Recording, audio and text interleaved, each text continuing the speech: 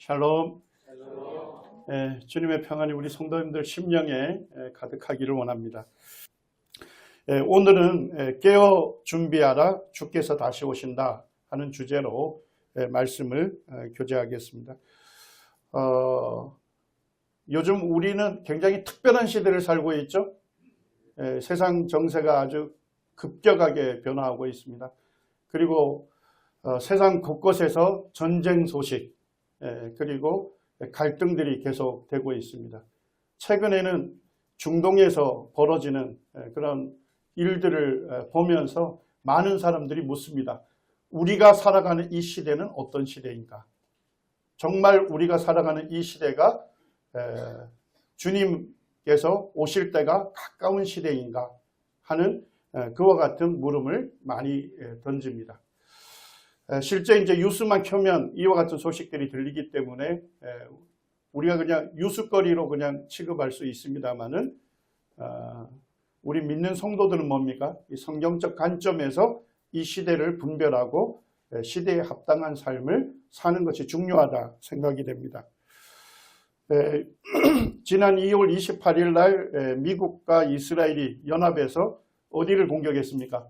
이란을 전격적으로 공격하면서 이란의 최고 지도자인 하메네이가 사망했습니다. 그리고 이란의 군 수뇌부가 많은 사람들이 사망을 했습니다. 이런 일이 있자 러시아의 대통령인 푸틴이 미국과 이스라엘의 이란 공격은 국제법 위반이라고 맹비난을 하고 강하게 규탄했습니다. 그리고 터키의 그 에르도안 대통령도 이 공격은 이란의 주권을 명백히 침해하고 우리의 친구이자 형제인 이란 국민의 평화를 위협한다. 그래서 미국하고 이스라엘이 연합해서 이란을 공격하자 지금 러시아하고 터키가 굉장히 강력하게 비난하면서 이와 같은 동맹을 실제 과시를 하고 있습니다. 이미 강단에서 곡과 마곡의 전쟁은 많이 교재가 됐죠. 제가 이제 간단하게만 살펴볼 텐데요. 에스겔서 33장에서 마지막 장까지는 이스라엘의 회복을 예언하고 있습니다. 이 36장에 가게 되면 유다 왕국의 멸망이 나와 있는데 유다 왕국은 BC 586년에 멸망을 했죠.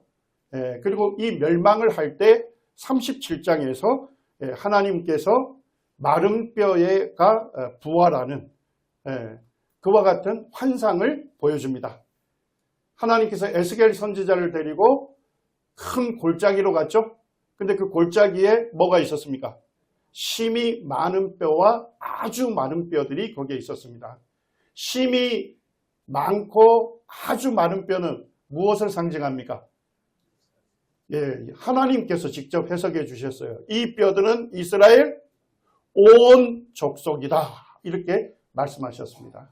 그래서 이스라엘이 골짜기를 가득 메우고 있는 뼈들처럼 그리고 그 뼈 상태가 아주 많은 것처럼 오랫동안 죽은 것과 같이 될 것이다.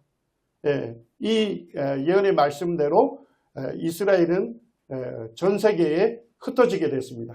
그리고 이스라엘의 나라가 역사에서 사라졌습니다.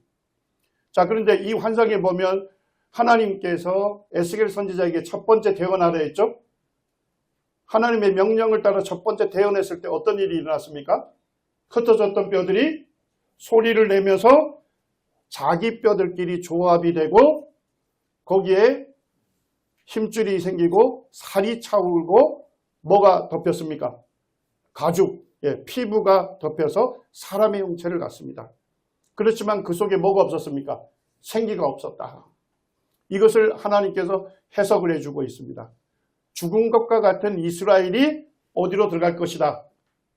고토 이스라엘로 들어갈 것이다. 라고 해석을 해줍니다. 자, 에스겔 선지자가 두 번째 대언했을 때 무슨 일이 일어났습니까? 생기가 사방에서 그들 속으로 들어가서 그들이 어떻게 됩니까? 되살아나는데 큰 군대가 됐습니다. 큰 무리를 이루었습니다. 이 생기는 무엇을 상징한다고 하나님께서 해석해 주셨습니까? 하나님의 영이다 이렇게 말씀하셨습니다. 그래서 고토로 돌아왔던 이스라엘이 하나님의 때가 되면 그들이 뭡니까? 메시아이신 예수 그리스도를 자신의 구주요 주님으로 영접하는 하나님의 영이 그들에게 임하는 영적인 회복이 있을 것이다. 이렇게 말씀하셨습니다. 자, 이 예언의 말씀대로 전 세계에 흩어지고 사라졌던 이스라엘이 지금 자기들의 고국 땅으로 들어와서 나라를 이루었습니까? 그때가 언제입니까? 1948년에 이 예언이 성취가 된 것입니다. 그리고 38장, 39장에 가게 되면 끝날에 일어날 마지막 때에 일어날 전쟁을 예언하고 있습니다. 이 전쟁을 성경학자들은 에스겔서의 곡과 마곡 전쟁이다 이렇게 부르고 있습니다. 38장 2절에 가니까 곡은 누굽니까? 마곡 땅에 있는 로스와 메섹과 두발의 왕이다 이렇게 됩니다. 마곡 땅을 통치하는 왕이다 이렇게 되어 있습니다. 우리가 이미 살펴본 대로 마곡 땅은 오늘날 어느 나라가 있습니까? 러시아가 있죠. 그리고 이 러시아가 고개 군대들과 함께하는 동맹국가를 하나님께서 지정을 해주셨어요. 자, 첫 번째 동맹국가가 어디입니까? 바사입니다. 바사는 중국어 성경이 먼저 번역이 됐기 때문에 한자로 바사 이렇게 하는데 실제 영어로 하면 뭐라고 부릅니까? 페르시아입니다. 페르시아. 페르시아 제국이 여기에 동맹국으로 등장을 합니다. 아마 이 시대에 하나님으로부터 예언을 받았던 선지자들과 또 그 시대와 가까운 시대에 있었던 하나님을 믿는 분들은 이 예언이 좀 이해가 되지 않았을 거예요. 왜 그렇습니까? 마곡 땅인 오늘날 러시아는 그 시대에 세계의 중심이 있었던 땅이 아니죠. 변방에 있었던 그런 땅이었습니다. 그런데 그 마곡 땅의 왕인 곡이 뭐가 됩니까? 동맹국의 우두머리가 된다 하는 것이 첫째 이해가 되지 않았습니다. 두 번째는 뭡니까? 그 예언할 당시에 페르시아는 뭡니까? 대제국이었습니다. 그런데 페르시아 대제국이 러시아와 동맹을 맺고 러시아가 주도하는 전쟁에 참여할 거다 이해가 되지 않았습니다. 오늘날은 우리가 선명하게 이해할 수 있는 시대에 와 있습니다. 이 페르시아가 1935년에 국호를 뭐로 바꿉니까? 이란으로 바꾼 것입니다. 이 페르시아는 이란입니다. 그래서 러시아가 주도하는 곡과 마곡의 전쟁에서 동맹국 첫 번째가 이란이 지목돼 있습니다. 구스는 에티오피아하고 붓은 리비아하고 고멜과 도갈마는 오늘날 튀르키예, 터키입니다. 자, 러시아와 동맹을 맺는 나라들의 공통점이 뭐죠? 종교적으로 이슬람 국가들입니다. 그래서 곡과 마곡 전쟁은 마지막 때에 일어날 겁니다. 우리 구원받은 성도들이 집에서 텔레비전으로 시청할 수 없습니다. 교회가 휴거된 다음에 곡과 마곡의 전쟁이 일어날 것입니다. 집에서 누워서 텔레비전으로 곡과 마곡 전쟁을 보신다면 지금 내가 환난 가운데 들어가 있다 하는 것을 깨달으셔야 합니다.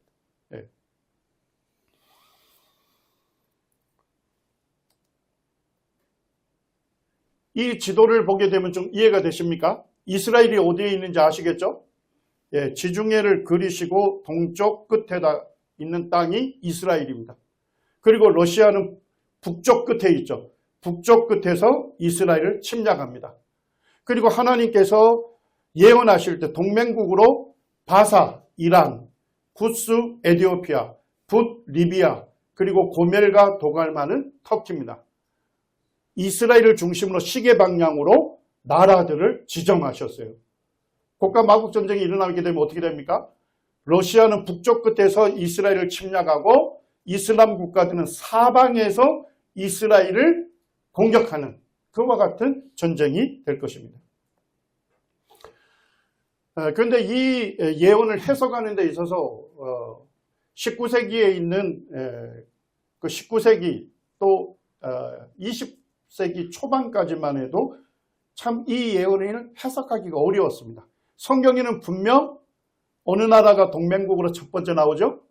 이란, 페르시아가 첫 번째 딱 나오는데 그때까지도 페르시아는 이란은 뭡니까?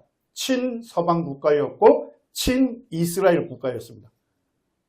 역사적으로 보게 되면 바벨론의 포로로 끌려왔던 유대인들을 귀환하는 조서를 누가 내렸습니까? 페르시아 제국의 고레스 왕이 내렸습니다. 그리고 성전 건축을 허용했던 왕이 누구였습니까? 고레스이면서 성전 재건이 멈춰졌을 때 재개하도록 조서를 내린 사람이 누굽니까? 페르시아 제국의 다리오 왕이었습니다. 그러니까 페르시아 제국은 친유대 정책을 계속 해온 거예요. 그리고 1900년대에도 팔라비 왕조라고 하는 왕조가 세워졌는데 그 팔라비 왕조도 친미 국가였고 친이스라엘 정책을 했습니다. 자, 이스라엘이 다시금 고토로 돌아오자마자 뭐가 일어났습니까? 계속 중동 전쟁이 일어났죠. 자, 중동 전쟁 1차, 2차, 3차 중동 전쟁이 일어날 때마다 누가 승리했습니까? 이스라엘이 승리했습니다. 그러니까 아랍 국가들이 화가 나가지고 이스라엘 땅에서는 그 당시에 석유가 나지를 않았어요. 석유가. 그래서 아랍 국가들이 뭘 체결을 하느냐? 이스라엘에게 석유를 수출을 금지한다. 그거를 1차 오일 쇼크라고 합니다. 전 세계에 영향을 미쳤고 우리나라에도 큰 영향을 미쳤습니다. 근데 그때 이스라엘이 어떻게 살아남았을까요? 이란이 이와 같은 규약을 어기고 이스라엘에게 석유를 공급했던 이런 친유대 정책, 친이스라엘 정책을 펼쳐왔습니다. 그러다가 1979년에 급변하게 되죠. 호메이니가 이슬람 혁명을 일으키면서 반이스라엘 국가로 변합니다. 그리고 호메이니는 이스라엘을 적대 국가로 이름을 규정하고 그리고 이스라엘을 이 땅에서 없애겠다는 그와 같은 선언을 하게 되죠. 사실 근래까지 이와 같은 적대관계에 있으면서 이란이 이스라엘을 직접 공격하지는 않았습니다. 대부분 뭡니까? 테러 세력들, 헤즈볼라라든지 하마스라든지 후티라든지 시리아 민병대 이런 데에다 재정을 지원하고 이란의 무기들을 지원하면서 이와 같은 대비 세력을 통해서 이스라엘을 공격했습니다. 그러다가 2024년 4월달, 5월달에 두 번 이스라엘과 이란 간의 국가적인 충돌이 일어나면서 직접 타격하는 일이 있었죠. 그리고 작년 6월에는 뭐가 일어났습니까? 전쟁사에서 최초의 이란 이스라엘 전쟁으로 기록되는 그와 같은 전쟁이 일어났습니다. 그 이후에 뭡니까? 이란이 핵 위반을 했다고 해서 유엔에서 전방위적인 이란을 제재를 하죠. 그러면서 이란이 뭘 못합니까? 수출 수입을 못하게 됐어요. 그러면서 이란의 돈 가치가 어떻게 됐습니까? 완전히 종이 조각이 됐습니다. 경제가 바닥을 치게 됐습니다. 그리고 이제 2월 28일 날 미국과 이스라엘이 이란을 전격적으로 공격하면서 이 호메니도 사망하게 되고 군 수뇌부의 많은 대부분 장관이나 장성들이 사망을 하게 됐습니다. 자, 이 전쟁이 일어나면서 어떻게 됩니까? 결국 이스라엘과 이란은 이제는 더 이상 돌이킬 수 없는 적대 국가가 된 거죠. 아마도 이란에서 다음 정권에 누가 서든 간에 여전히 이슬람 정권이 될 것입니다. 그리고 그들은 가장 이 이스라엘을 증오하는 적대하는 세력으로 지금 가게 될 것입니다. 지금 러시아는 어떻습니까? 어느 나라하고 전쟁하고 있죠? 우크라이나하고 지금 장기간 전쟁을 하게 되면서 경제적으로 굉장히 어려워지고 있죠. 러시아의 많은 수출품이 뭐였습니까? 천연가스였지 않습니까? 그 천연가스를 서부 유럽 국가에 대부분 지원을 했습니다. 자, 그런데 우크라이나와 전쟁이 일어나면서 유럽연합이 이와 같은 규제를 하게 됐죠. 그러면서 천연가스를 수출하는 그것이 완전히 줄어들게 됐습니다. 그리고 소유럽 국가는 어쨌든 천연가스는 필요하죠. 그래서 러시아 대신 뭘 선택했습니까? 이스라엘과 계약을 하고 지금 이스라엘로부터 천연가스를 공급하고 있어요. 러시아의 눈에 누가 가시예요? 이스라엘이 가시가 됩니다. 자, 근데 터키는 왜 이스라엘과 적대적인 관계를 맺을까요? 물론 종교적으로 이슬람과 유대교라는 그런 긴장이 있습니다만 실제 역사적으로 보게 되면 유대 땅을 1000년 동안 통치했던 나라가 어디였습니까? 오스만 투르크 제국이었습니다. 오스만 투르크 제국이 오늘날 어디예요? 터키예요. 그러니까 터키 사람들은 뭐냐면 예루살렘을 자기들의 도시라고 생각해요. 왜? 1000년 동안 통치했기 때문에. 지금 가자 지구에서 지금 평화 유지군을 지금 창설하려고 하죠. 그죠? 자, 평화 유지군을 창설하려는데 지금 어려움이 뭡니까? 터키가 자기들이 평화 유지군에 들어가겠다는 겁니다. 자, 그러니까 이스라엘은 어떻게 해요? 이스라엘은 화들짝 놀라고 있는 거죠. 터키만은 안 된다. 그런 거죠. 왜 그렇습니까? 터키 자체가 지금 에르도안 대통령 자체가 뭐라고 합니까? 유대 땅은 터키 땅이다. 이렇게 여기는 거예요. 네. 그런데 그들 터키 군인들이 가자 지역이란 건 결국 유대 땅으로 들어오는 거죠. 그러게 되면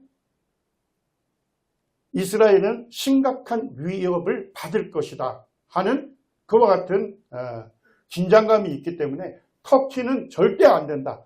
이런 것 때문에 지금 미국에서 가자 지역의 평화 유지군을 지금 창설하는데 굉장히 어려움을 갖고 있습니다. 어쨌든 지금 이와 같은 쭉 보면 성경에서 예언되어 있는 국가 마국 전쟁에서 러시아가 주도하고 이란과 터키가 동맹을 맺고 이스라엘을 침략하게 되는 마지막 때에 있을 전쟁 중에 하나인 국가 마국 전쟁. 지금 저거 어제 한 형제님과 이야기를 하는데 이 전쟁이 일어난 것은 무슨 문제다? 시간 문제다. 우리 성도님들 주님께서 오실 때가 매우 가까이 있습니다. 오늘 요한계시록 13장을 좀 살펴보기를 원합니다. 요한계시록 13장에서는 적그리스도가 등장하게 되고 적그리스도가 전 세계를 통치하는 것이 성경에 구체적으로 예언되어 있습니다. 요한계시록에 대해서 많은 분들이 어려워합니다. 그리고 많은 교회들이 요한계시록을 읽지 말라고 해요. 금서로. 해석이 너무 난무하고 그리고 잘못된 해석으로 인해서 어려움을 겪는다. 그런데 요한계시록을 이해하는 중심 구절이 1장 19절입니다. 1장 19절. 자, 우리 같이 한번 읽겠습니다. 시작. 그러므로 내가 본 것과 지금 있는 일과 장차 될 일을 기록하라. 하나님께서 사도 요한에게 말씀하신 거예요. 사도 요한에게 내가 본 것을 기록하라. 두 번째는 뭡니까? 지금 있는 일을 기록하라. 세 번째는요. 장차 될 일을 기록하라고 말씀합니다. 자, 사도 요한이 본 것이 무엇일까요? 요한계시록 1장에 보면 영광 중에 계신 예수 그리스도를 봅니다. 그러니까 너가 이미 본 것, 영광 중에 계신 예수 그리스도를 본 것을 기록하라는 것입니다. 과거를 기록하라고 1장에 기록되어 있습니다. 자, 그 다음에 지금 있는 일은 무엇일까요? 2장과 3장에 교회들이 등장하죠. 소아시아 지역의 7교회에 주님께서 메시지를 보내셨어요. 교회 시대가 지금 있는 일입니다. 그리고 4장 1절이 아주 중요한 열쇠가 되죠. 4장 1절에 보니까 이 일 후에 교회 시대가 지나간 후에 하늘에서 음성이 들립니다. 그 음성이 뭡니까? 사도 요한에게 너는 이리로 올라오라. 이것을 성경교사들은 교회의 휴거로 보고 있습니다. 너는 이리로 올라오라. 그리고 이후에 일어날 마땅히 일어날 일을 너에게 알려주리라 이렇게 되어 있습니다. 그러니까 4장에서 마지막 장까지는 뭡니까? 교회가 휴거된 이후에 일어날 장차될 일이다 이런 얘기입니다. 됐습니까? 예, 이 세 가지만 이해하시게 되면 요한계시록은 어렵지가 않습니다. 자, 오늘 살펴보게 될 요한계시록 13장은 결국 언제 일어날 일입니까? 교회가 휴거된 이후 장차 될 일입니다. 이해가 되시죠? 예. 요한계시록 13장은 선명하게 알 수 있는 거예요. 자, 그러면 요한계시록 13장을 우리가 살펴보게 될 텐데 거기에서 적그리스도가 등장하고 적그리스도가 전 세계를 통치하는 그와 같은 시스템이 준비되어 간다고 한다면 뭐가 가까운 것입니까? 주님의 공중재림이 가까운 것이고 교회의 휴거가 매우 가까운 시대를 우리가 살고 있다 하는 것을 우리는 알 수가 있습니다. 마지막 때와 관련된 일에 대해서 우리가 살펴보게 될 때 마지막 때, 종말에 대해서 하나님께서 마지막 때 시간별로 일어날 사건을 말씀한 것은 다니엘 70일에입니다. 다니엘서 9장 우리 여러 번 살펴봤습니다. 거기에 보게 되면 예수님의 초림이 예언되어 있고 초림한 이후에 예수님께서 십자가에 죽으심을 당하는 그리스도가 끊어져 없어질 것이다 한 말씀대로 십자가에 죽임당할 것이 예언되어 있습니다. 그리고 그 후에 예루살렘 성과 하나님의 성전이 파괴될 것을 예언했습니다. 자, 이것이 역사적으로 순서적으로 일어났습니까? 그렇습니다. 그리고 이제 마지막 한 일회를 앞두고 있습니다. 마지막 한 일회 시작 전에 무슨 일이 일어납니까? 주님께서 공중으로 오시고 우리 구원받은 성도들, 교회는 공중에 오시는 주님의 영광 가운데로 이끌림을 받게 될 것입니다. 그리고 이제 마지막 한 일회가 일어나는 겁니다. 그걸 다니엘서 9장 27절은 분명하게 말씀하고 있죠. 자, 마지막 한 일회가 시작이 될 때 누가 등장합니까? 그라고 하는 인물이 등장합니다. 그런데 그라는 인물이 유대인들의 소망이 뭐죠?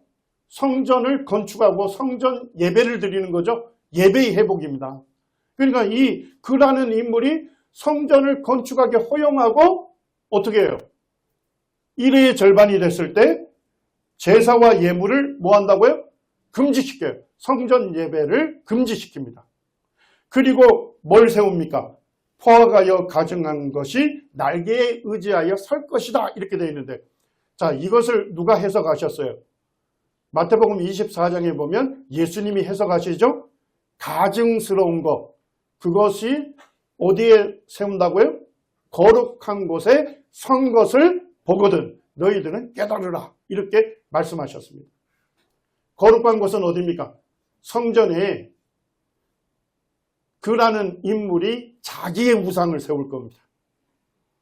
자, 이 인물은 누굽니까? 적그리스도입니다. 적그리스도가 하나님의 성전에 자기의 우상, 적그리스도의 우상을 세우고 누구를 숭배하게 해요?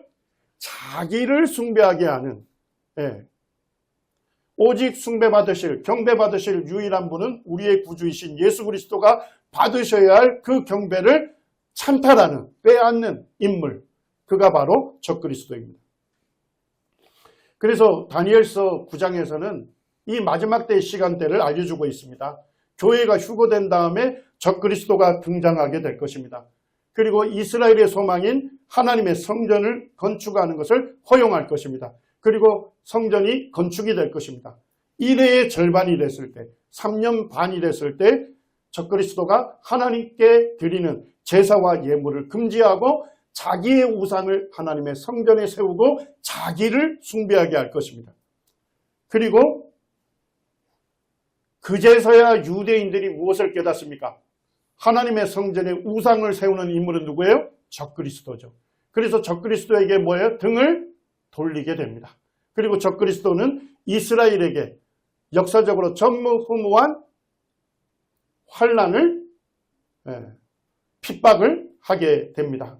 자, 예수님께서는 이 7년 환난기 후반부 3년 반을 뭐라고 부르셨죠?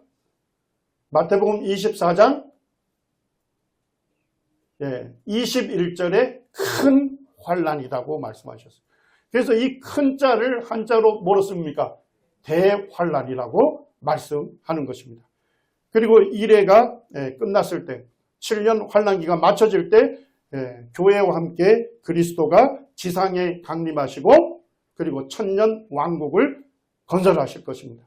그리고 우리 주님께서 교회와 함께 우리 성도들과 함께 전 세계를 통치하는 그와 같은 정의와 평화가 강같이 흐르는 그와 같은 왕국이 건설될 것입니다. 그리고 이제 사도 바울이 기록한 여러 서신서에서도 마지막 때의 시간표를 얘기하는데 특별히 데살로니가 후서를 보시게 되면 그 마지막 때 시간표를 알 수가 있습니다. 데살로니가 후서 2장 1절에 보니까 우리가 교회가 그 앞에 모일 것이다 이렇게 되어 있습니다. 그는 누굽니까? 예수 그리스도. 교회의 휴거를 말씀하고 있습니다. 영광 중에 오실 예수 그리스도 앞으로 교회가 모일 것입니다. 그리고 이제 누가 등장합니까? 불법한 자가 나타날 것입니다. 그를 불법의 아들이라고도 불렀고 멸망의 아들이라고도 부릅니다. 이 인물이 누굽니까? 적그리스도입니다. 그리고 적그리스도가 하는 일이 뭡니까? 데살로니가 후서 2장 4절 제가 읽어드리겠습니다.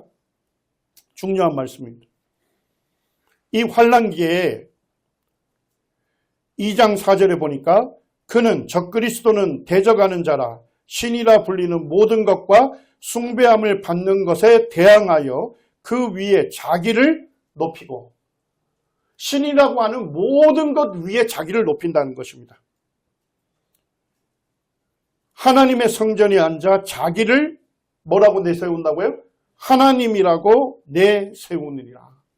자, 이것이 언제 일어날 것을 다니엘서 9장은 말씀하고 있습니까? 이래의 절반이 됐을 때 7년 환난기 전반부 3년 반이 맞춰지는 이 중간에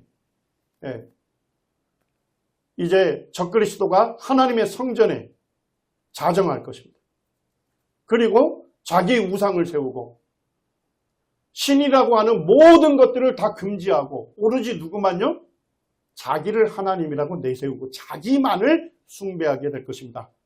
자, 종교가 뭐가 되죠? 그때는 전 세계가 하나밖에 없습니다. 누구를 섬기는 종교가 됩니까? 적그리스도를 숭배하는 유일한 한 개의 종교. 하나의 세계 종교로 통합이 될 것입니다.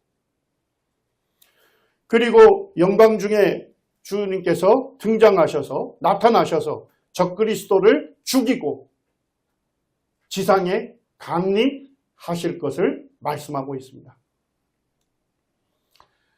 이제 이와 같은 성경의 기본 예언의 틀을 보시고 이제 요한계시록을 읽게 되면 그 요한계시록의 의미가 구체적으로 이해가 됩니다.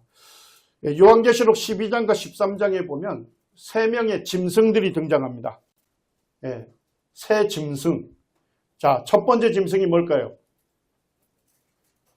하늘에서 쫓겨난 용이 등장합니다. 자, 어디에서 쫓겨났다고요? 하늘에서 쫓겨난 용이 등장합니다. 그리고 13장에 가게 되면 짐승이 나오는데 이 짐승은 어디에서 나왔어요? 바다에서 나온 짐승이 등장합니다. 자, 그 다음에 13장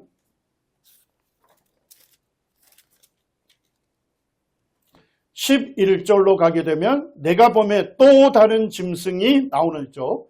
근데 이 짐승은 어디에서 올라옵니까? 땅에서 올라오니 이렇게 되어 있습니다. 땅에서 올라오는 짐승. 그래서 계시록 13장에서는 하늘에서 쫓겨난 용이 등장하고 바다에서 나온 짐승이 등장하고 땅에서 나온 짐승이 등장합니다. 자, 그런데 놀랍게도 12장과 13장에서는 이 짐승들의 정체를 구체적으로 우리에게 알려줍니다. 요한계시록 13장에 보니까 바다에서 나오는 짐승을 이렇게 묘사하고 있죠. 자, 1절입니다. 내가 보니 바다에서 한 짐승이 나오는데 뿔이 10이요. 뿔이 몇 개라고요? 10개가 달려있어요. 머리가 7이라. 머리는 몇 개래요? 7개입니다. 그 뿔에는 10개의 뿔에는 10왕관이 있고, 왕관이 있다는 것은 어쨌든 10뿔이 뭡니까? 다 왕들이다 이런 얘기죠. 통치자들이다. 예, 열왕 연합체 국가를 얘기하죠.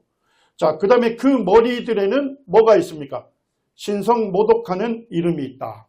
자, 신성모독한다는 건 누굴 모독한다는 거예요? 하나님을 모독하는 존재들이다 이런 얘기입니다. 자, 2절에 보니까 내가 본 짐승은 뭐와 비슷하고요? 표범. 그 발은 뭐와 같고요? 곰의 발 같고 그 입은 사자의 입 같은데 이렇게 되어 있습니다. 자, 그런데 용이 자기의 능력과 보좌와 큰 권세를 뭐에게 주었다고요?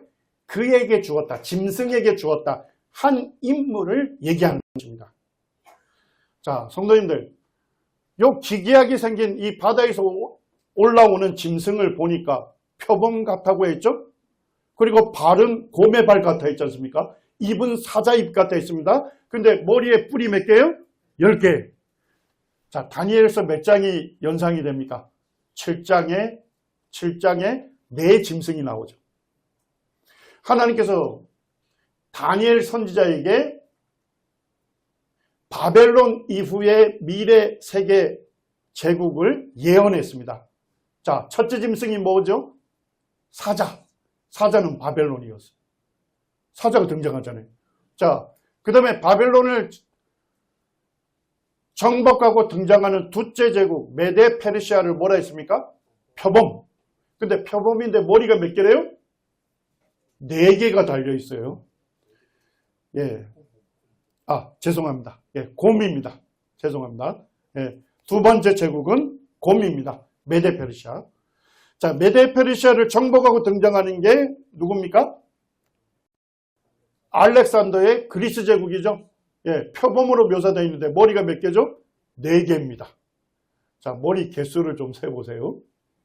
자, 그 다음에 뭐예요? 그리스 제국을 정복하고 등장하는 제국이 어디죠? 로마 제국인데 로마 제국은 짐승 이름을 밝히지 않아요.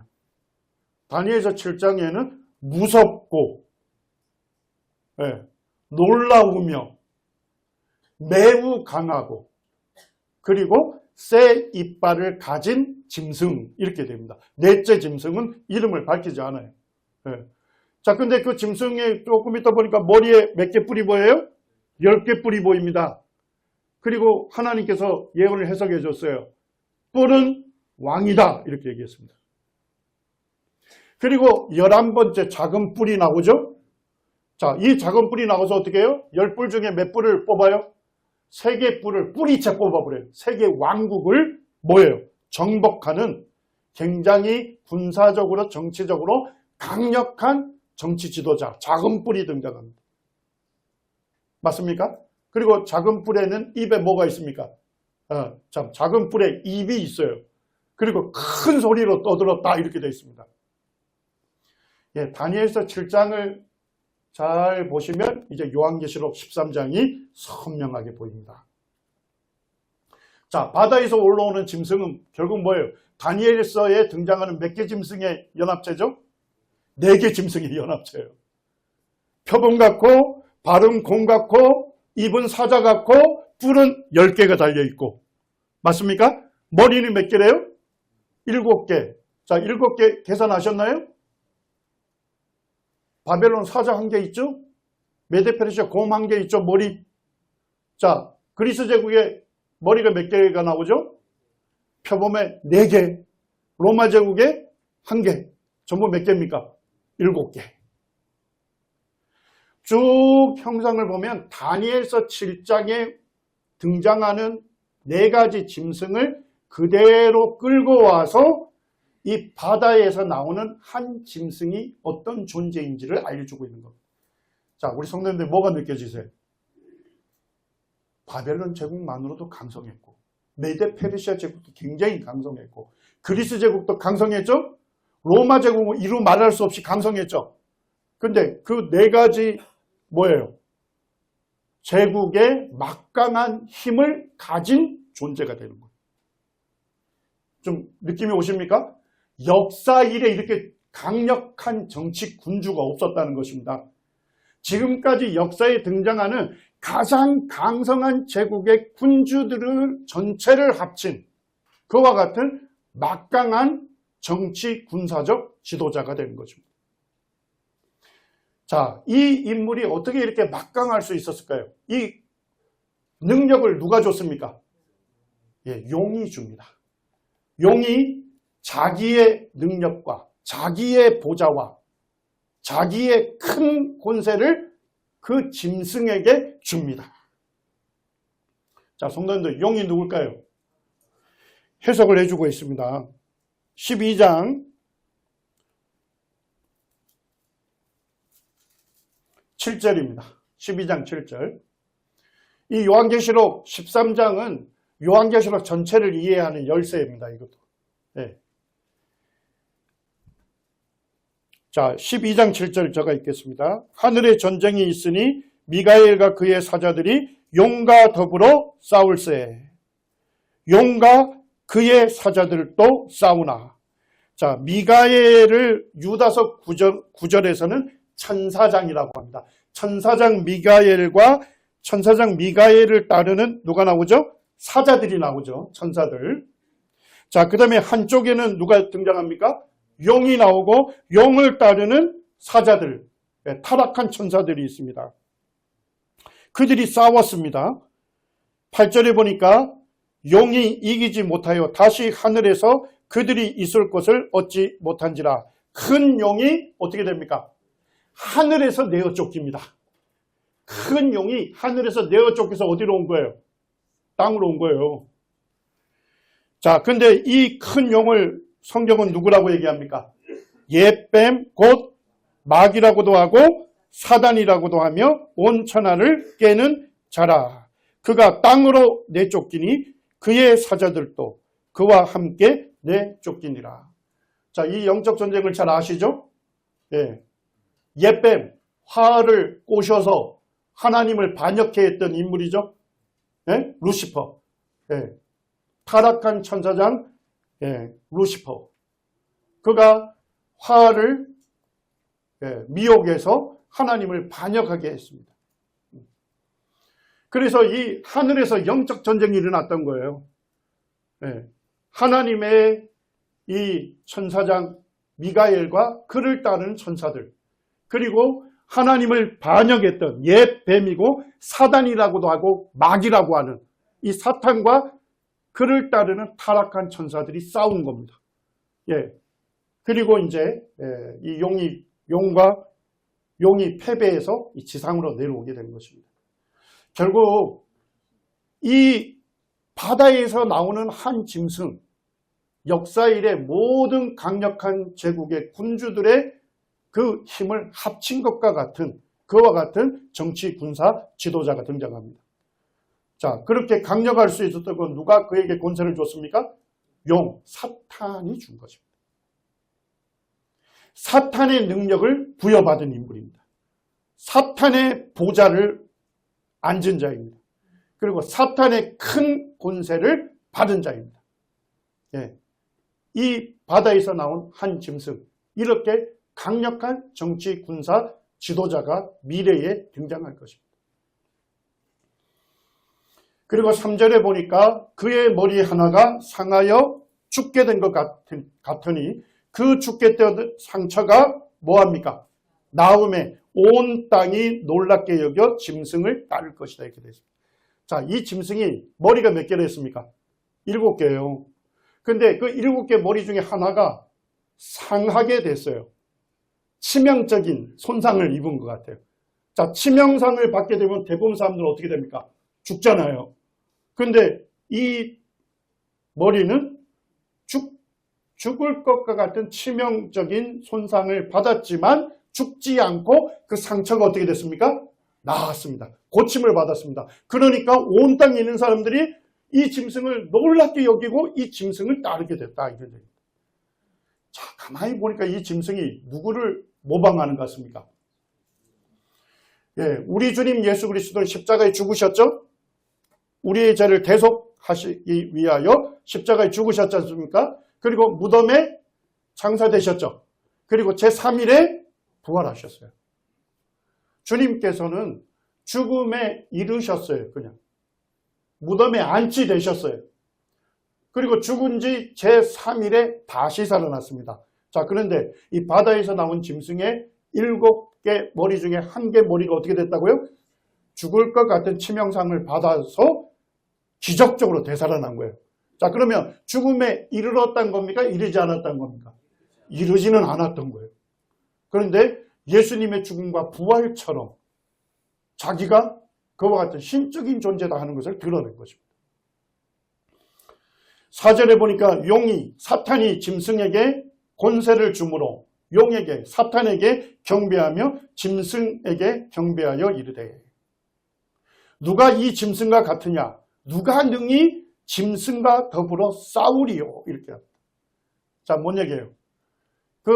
온 천하 사람들이 보니까 바다에서 나온 짐승이 있죠? 근데 뭐예요? 그가 죽은 것과 같은 치명상을 입었는데 기적적으로 살아난 거예요. 누구를 흉내냈다고요? 예수 그리스도. 그래서 우리가 그 인물을 뭐라고 합니까? 그리스도를 대적하는 적그리스도다 라고 이름을 붙이는 거죠. 예. 바다에서 나온 한 짐승은 적그리스도입니다. 그리고 적그리스도는 세계 역사 이래 없는 가장 강력한 정치, 군사 지도자로 등장하게 될 것입니다. 그리고 온 천하 사람들이 누가 능히 적그리스도와 더불어 싸우리요. 이거 적그리스도와 싸워서 이길 자가 없다 이렇게. 예. 그래서 온 세계가 누구를 숭배하게 되는 겁니까? 적그리스도를 따르고 적그리스도를 숭배하게 된다 이런 얘기입니다. 그리고 5절에 보니까 짐승이 이렇게 나오죠. 이 짐승을 이제 누구라고 해도 되죠? 적그리스도가 가장되고 거짓되고 신성 모독을 말하는 입을 받고 하나님을 모독한다는 거예요. 또 얼마 기간 동안요? 42달 동안 일할 권세를 받는다. 자, 42달은 몇 년입니까? 3년 반 동안. 예. 이것은 계속적으로 성경이 한때, 두때, 두때, 반때. 예. 3년 반을 얘기하죠.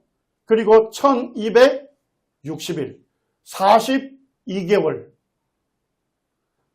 예, 이것은 언제 기간을 얘기합니까? 7년 환란기 후반부 3년 반을 얘기하는 것입니다.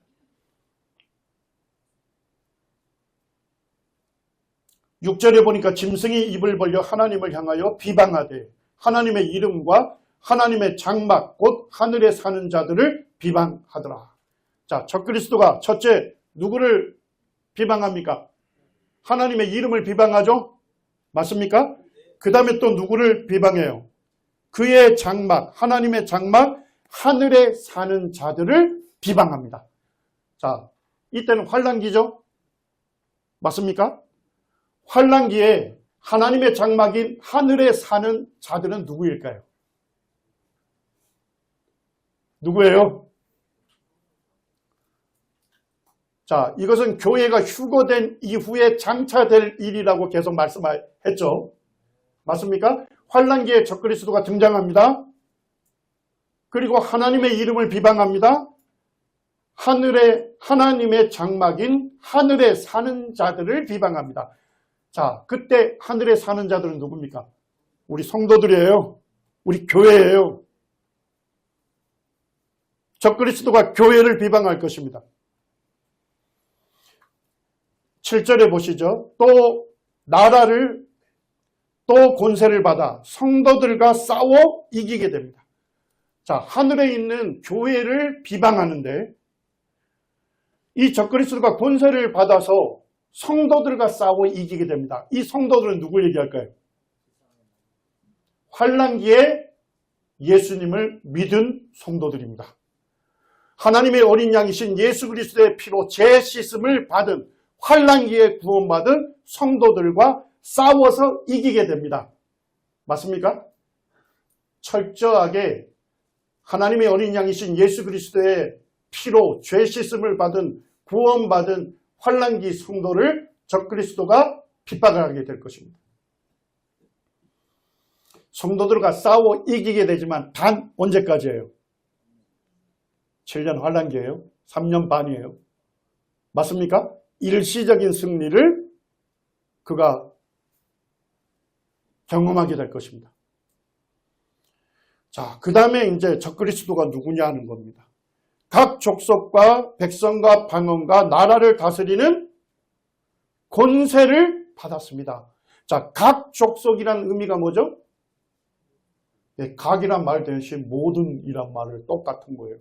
모든 족속과 백성과 방언과 나라를 다스리는 권세를 받습니다. 자, 적그리스도가 이제 환난기에 뭘 하게 됩니까? 전 세계를 통치하는 거예요. 네, 전 세계를 통치합니다. 시작은 열왕국 연합체에서 등장을 합니다만 그가 사탄으로부터 권세를 위임받고서 그는 전 세계를 통치하게 될 겁니다. 그때는 하나의 세계 정부가 수립이 될 것입니다. 8절에 보니까 죽임을 당한 어린 양의 생명책에 창세 이후로 이름이 기록되지 못하고 이 땅에 사는 자들은 다 그 짐승을 경배하리라. 죽임을 당한 어린 양은 누구십니까? 예수님, 하나님의 어린 양이신 예수 그리스도, 십자가에서 피 흘리시고 죽으심으로 우리의 죄를 대속해 주신 예수 그리스도, 죽임당한 어린 양 예수 그리스도의 생명책. 자, 이 생명책에는 누구의 이름이 기록됩니까? 우리 이곳에 계신 분들은 나의 이름이, 자신의 이름이 예수님의 생명책에 이름이 기록이 됐습니까? 예, 우리는 예수 그리스도 그분을 믿을 때 하나님의 어린 양이신 예수 그리스도가 십자가에 흘리신 피로 나의 모든 죄를 씻어주시고 나를 죄에서 구원해 주신 이 놀라운 사랑을 깨달았을 때 우리는 예수님을 나의 주님으로 영접하게 됩니다. 그 즉시로 나의 이름은 어디에 기록됩니까? 예, 생명책에 기록이 되는 것입니다. 생명책의 창세 이후로 이름이 기록되지 못하고 이 땅에 사는 자들 누굽니까? 하나님의 어린 양이신 십자가에 죽으신 예수 그리스도를 거절하는 불신자. 그들이 환난기에 누구를 경배하게 돼요? 그 짐승 적그리스도를 경배하게 될 것입니다. 그 적그리스도. 예. 근데 보니까 다 그 짐승에게 경배하리라 이렇게 되어 있습니다. 예. 예수 그리스도를 믿지 않는 모든 불신자들, 환난기에 이 땅에 사는 모든 불신자들은 누구를 경배할 수밖에 없어요? 적그리스도를 경배하게 됩니다. 예, 환난기에는 종교가 하나로 통일이 됩니다. 모든 신이라는 것 위에 적그리스도가 자신을 두게 됩니다. 그리고 자신이 하나님의 성전에 앉아서 자신을 하나님으로 내세우고 자기를 숭배하게 될 것입니다. 이곳에 있는 아직까지 예수 그리스도를 믿지 않은 분이 있다면 이 땅에서 예수 그리스도를 믿고 예수님을 주님으로 경배하지 않는다면 환난기에 누구를 경배하게 될 것입니까? 적그리스도를 경배할 수밖에 없습니다. 자, 이제 땅에서 나오는 짐승이 나옵니다. 또 다른 짐승입니다. 11절입니다. 내가 보매 또 다른 짐승이 땅에서 올라오니 어린 양같이 두 뿔이 있고 뭐와 같죠? 어린 양같이 두 뿔이 있대요. 자, 어린 양은 항상 누구를 얘기하죠? 예수님. 그러니까 겉모습은 누구를 닮았어요? 예수님. 예수님처럼 양순하고 온순한 겉모습을 갖고 있어요. 자, 그런데 말을 하는데 뭐처럼 말해요? 용처럼 말해. 용이 뭐예요? 사탄처럼 말한다 이 얘기입니다. 이해가 되십니까? 예. 땅에서 올라오는 또 다른 짐승은 누구냐? 겉모습은 예수님 같아. 근데 말은 뭐예요? 사탄의 말을 하는 것입니다. 예. 자, 근데 그 존재가 뭘 하죠? 처음 짐승에게 경배하게 합니다. 자, 바다에서 올라온 짐승이 누구라 했습니까? 적그리스도를 경배하게 하는 인물입니다. 그러니까 이 또 다른 짐승이 땅에서 나와서 뭘 하느냐?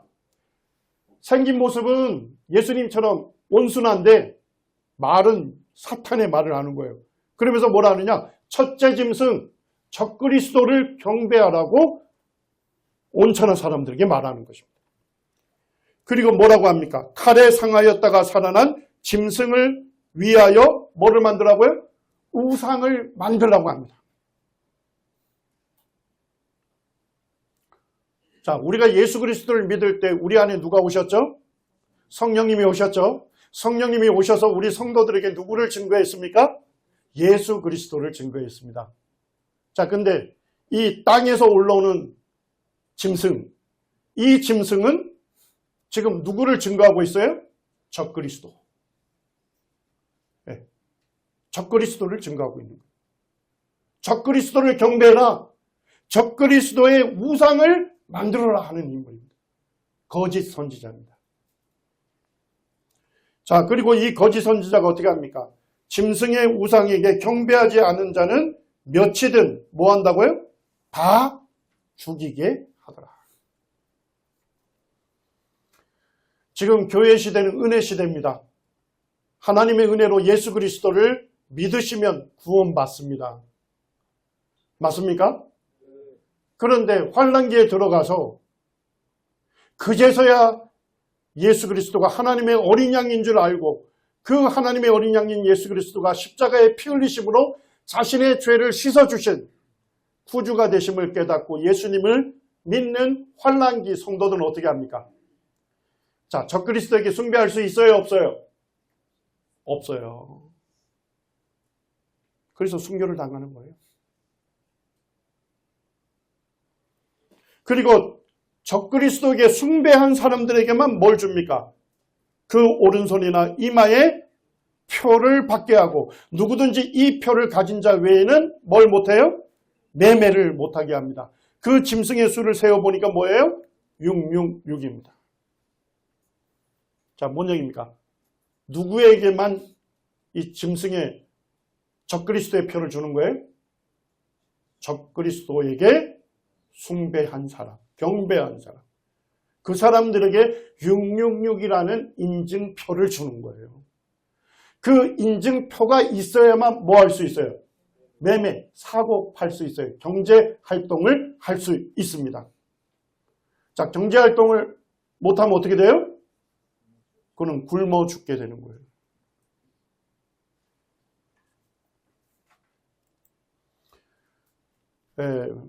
많은 분들이 뭐 바코드, 그 다음에 베리칩을 짐승의 표 666이라 하는데, 자, 베리칩이 짐승의 표 666입니까? 아닙니다. 네, 제가 남원에 있는 기독교 서점을 갔는데 거기에 있는 분이 저한테 그런 거예요. 베리칩 받으면 절대 안 됩니다. 그래서 제가 왜 안 돼요? 그러니까 짐승의 표 666이라는 거예요. 아, 저는 예수 그리스도 믿고 구원받은 성도기 때문에 저는 적그리스도가 등장하기 전에 공중에 오시는 주님께로 들림을 받습니다. 저는 환난기에 들어가지 않습니다. 저는 666표와 상관이 없습니다. 그리고 지금은 환난기가 아닙니다. 자, 바코드다 베리칩이다 얘기한 건 뭡니까? 적그리스도가 온 세계를 통치해야 할 거 아니에요? 그리고 모든 경제활동을 통제해야 되죠. 맞습니까? 그럴 수 있는 기술적인 수단으로서 제시를 한 거지. 적그리스도가 등장했을 때 이 바코드나 베리칩과 같은 기술력을 이용해서 적그리스도를 숭배하는 사람들에게 이 666이라는 짐승의 표를 준다 이런 얘기죠. 맞습니까? 근데 베리칩 자체가 짐승의 표 666이 아닙니다. 자, 제가 지금까지 말씀드린 거, 이 그림에 이해가 되십니까? 예, 사탄은요, 짝퉁신이에요. 짝퉁신이 뭔지 아시죠? 하나님을 모방하는 존재예요. 하나님은 삼위일체 하나님이시죠? 맞습니까? 성부 하나님, 성자 하나님, 성령 하나님이신데 사탄이 하나님을 흉내내고 있는 사탄의 삼위일체가 있는 거예요. 하나님을 대적하는 누굽니까? 용, 사탄이 있습니다. 그리고 예수 그리스도를 대적하는 누가 있습니까? 바다에서 나온 짐승, 적 그리스도가 있습니다. 그리고 성령을 대적하는 누가 있습니까? 예, 땅에서 나온 짐승, 거짓 선지자가 있습니다. 이게 바로 사탄의 삶의 일체입니다. 예, 요한계시록 13장은 하나의 세계 정부, 하나의 세계 종교, 하나의 세계 경제를 말하고 있습니다. 예, 제가 이제 오늘 교제할 부분 뒷부분이 있긴 한데 이제 제가 마쳐야 할 것 같습니다. 시간이 돼서. 예, 제가 이제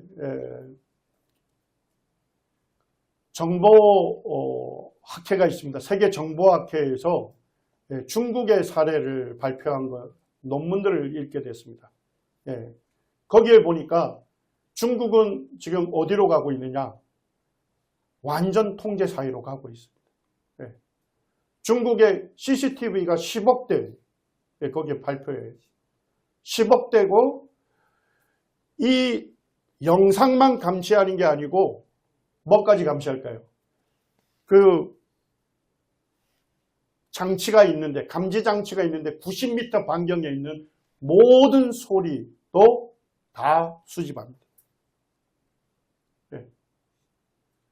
그렇게 해서 어떻게 하느냐? 지금 그것을 통해 가지고 음성 인식을 해서 각 사람의 번호를 부여해서 다 떠요. 영상에. 그리고 홍채를 지금 다 수집하고 있습니다. 눈에 있는 홍채가 개인마다 다 다릅니다. 그리고 홍채의 특징은 절대 변하지 않습니다. 지금 홍채 전부 인식하고 있어요. 그 다음 뭐 할까요? 예, DNA를 전부 수집하고 있습니다. DNA.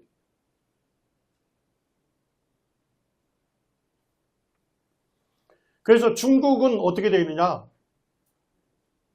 말 그대로 완전 통제 사회로 갑니다. 지금 시범 사업을 해서 점점 계속 넓히고 있어요. 예. 그래서 지금 뭐까지 다 검열이 되느냐?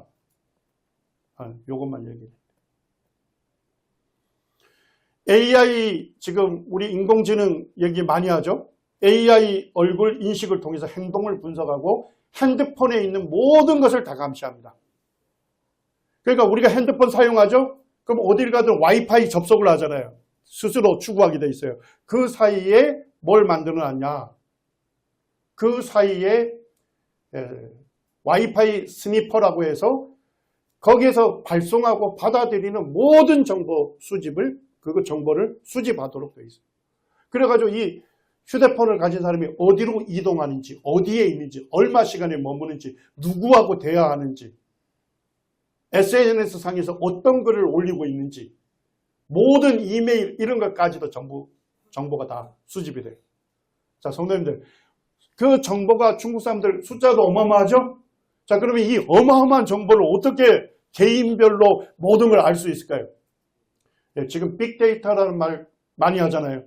모든 정보를 수집해가지고 개인별로 전부 분석이 다 되는 겁니다. 음성, 홍채, DNA 데이터베이스를 구축하고 있고 지금 이걸 통해서 금융 및 재정 상태, 온라인 행동, SNS에서 무슨 글을 쓰는지, 누구하고 좋아요를, 누구의 글에 좋아요를 하는지. 요즘 책 뭐로 사죠? 온라인으로 다 사지 않습니까? 서점 안 가잖아요. 온라인 정보 다 수집이 됩니다. 그래서 이 사람이 어떤 종류의 책을 읽는지까지. 소비 패턴, 예, 우리 지금 현금 거의 안 쓰죠? 맞습니까? 전부 뭐로 가요, 지금? 결제로 가잖아요. 모바일 결제 이런 걸로 가죠? 중국은 지금 그렇게 가고 있어요. 그 정보가 다 수집이 되는 거예요. 정치적 발언, 종교활동, 특별히 기독교는 감시 대상입니다. 법 준수 여부 다. 그리고 이것을 개인 신용 점수로 환산을 합니다. 개인 신용 점수가 좋으면 포상을 해요. 개인 점수가 낮으면 벌금을 부과합니다. 여행을 제한합니다. 취업을 제한합니다. 금융거래를 통제합니다. 자녀 교육을 제한합니다. 자, 이와 같은 기술력 누가 사용할까요? 누가요? 환란기에 적그리스도가 모든 사람들 일일이 감시하고 모든 경제활동을 통제하는 그와 같은 기술적 수단이 지금 다 준비됐다니까요.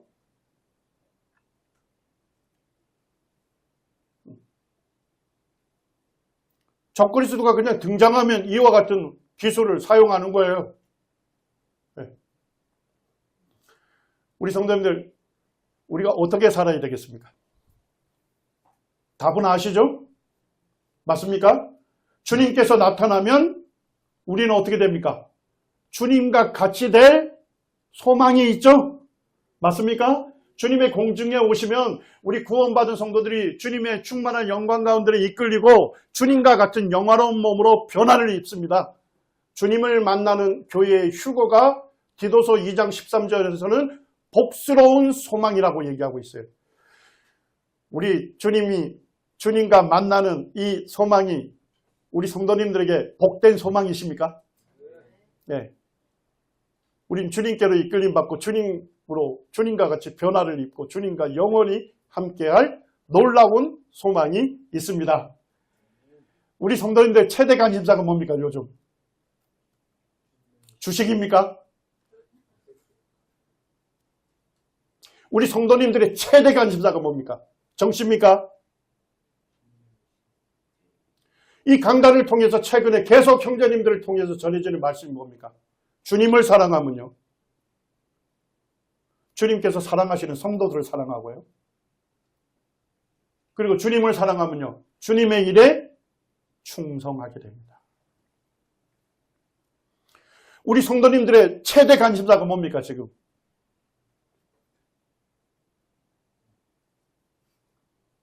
최대 관심사는 주님이 되어야 합니다. 최대의 관심사는 주님의 일이 되어야 합니다. 우리 성도님들 정신 차리셔야 돼요. 네. 근신하고 깨어 있어야 합니다. 오늘 주님 오실 수 있다니까요. 아직 예수 그리스도를 믿지 않은 분은 예수님 믿는 것을 미루지 마시기 바랍니다. 오늘 이 시간 성도들의 모임 가운데 주님 오실 수 있어요. 오늘 밤에 오실 수 있어요. 내일은 늦습니다. 하나님의 말씀이 들려지는 곳에 그리고 예수 그리스도의 복음을 들으셨다면 회개하시고 예수 그리스도를 나의 구주요 나의 주님으로 영접하십시오. 주님 곧 오십니다. 주님 만날 준비를 하시기를 바랍니다. 우리 성도님들 우리가 주님을 소망하고 주의 일에 관심을 갖고 주의 일에 열심을 내다가 주님 오시면 얼마나 영광스러운 만남이 되겠습니까? 우리의 최대의 관심사가 주식도 아니고 정치도 아니고 돈도 아니고 바로 우리 주님 예수 그리스도가 마라나타